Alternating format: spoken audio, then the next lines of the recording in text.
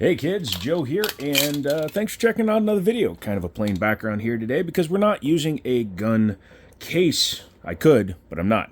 For those of you that don't know, you'll see what that is in a second. I went to the NRA show because I was invited by a couple of different manufacturers, and that's thanks to you guys. 181,000 subs. You guys are rocking out, even though Google is trying to quiet me by age restricting my live streams because Google is what Google is. But I went down there and we actually had a really good time. I talked to a bunch of companies and I actually stopped in to the Checkmate booth. Checkmate is a manufacturer of magazines. And I got some pretty cool information from these guys, as well as they sent me some products to take a look at. But when I was standing down there with these guys, they were telling me the story on why Checkmate is all of a sudden producing magazines for everybody. And also why several companies don't.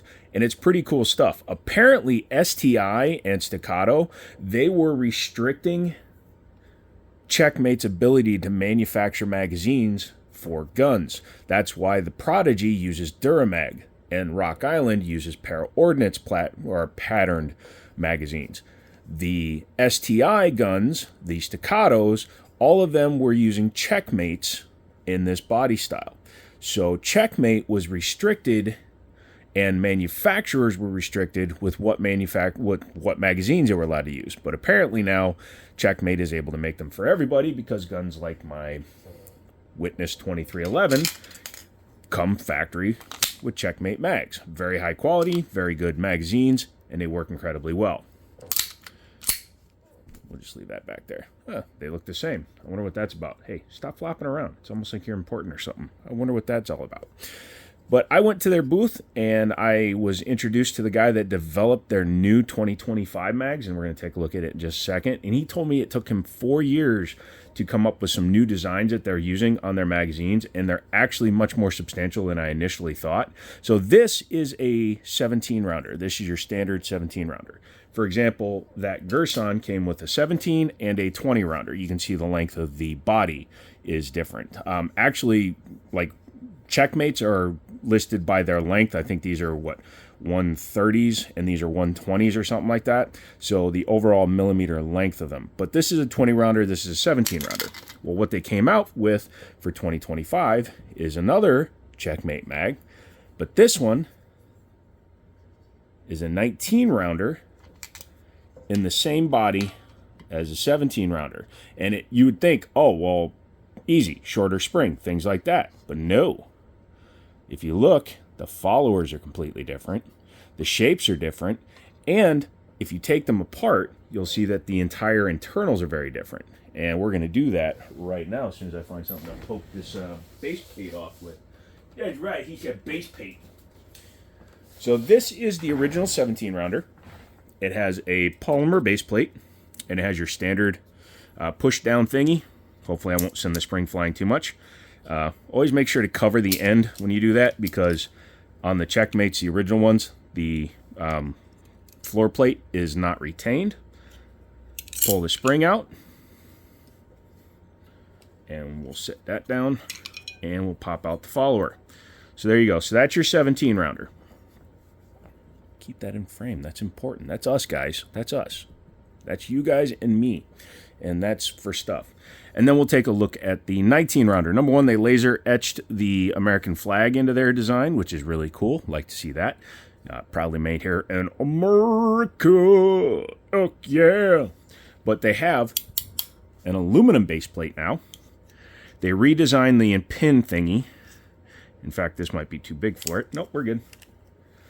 All right, so I'm still going to cover it because you don't want everything to go flying. But one thing you'll see is aluminum base plate, and the floor plate is now retained, so it can't go anywhere.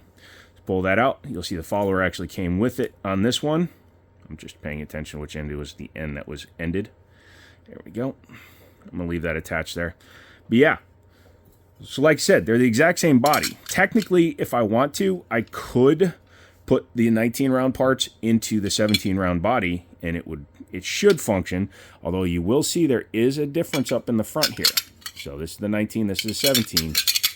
The very front of the mag piece is slightly different, very slightly, You see it stays up higher there, and that's because of the shape of the follower.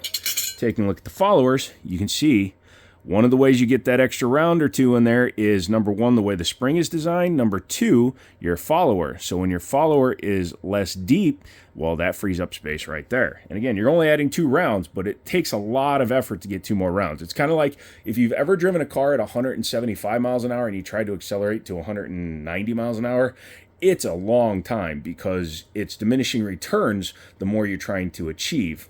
Same principle applies. You're trying to compress and put more stuff into the same size hole. It gets more difficult as you do it. But one thing, if you take a look at the way their springs are designed, it's not like regular springs where they're all just one direction. As you see, as you come up here, you deet, the spring shape changes, completely changes.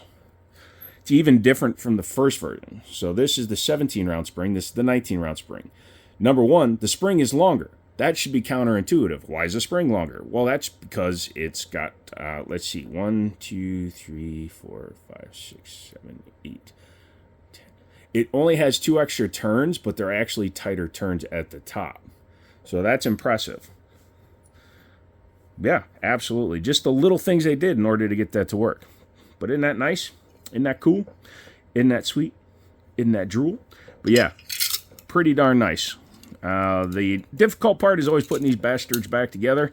Having the floor plate retained onto the spring is a benefit because then you can focus just on compressing, which I don't have good hands, so things go flying when Joe gets involved. I tell you that much right now. Oh my God, he actually got it.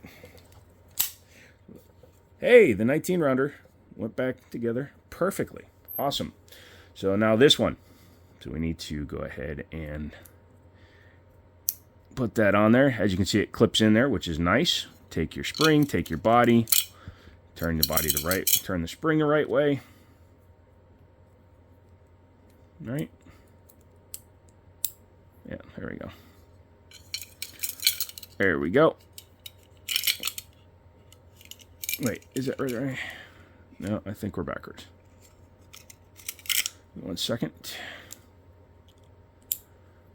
There we go. There we go. Yeah, you can always tell when the spring is backwards because it won't compress and the follower won't come up the right way. And we got to put the spring down while putting the plate on.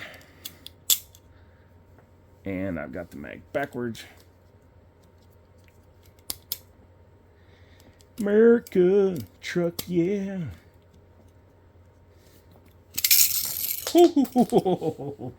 That almost went flying. That almost went flying. That could have been bad for you, me, and Dupree, buddy.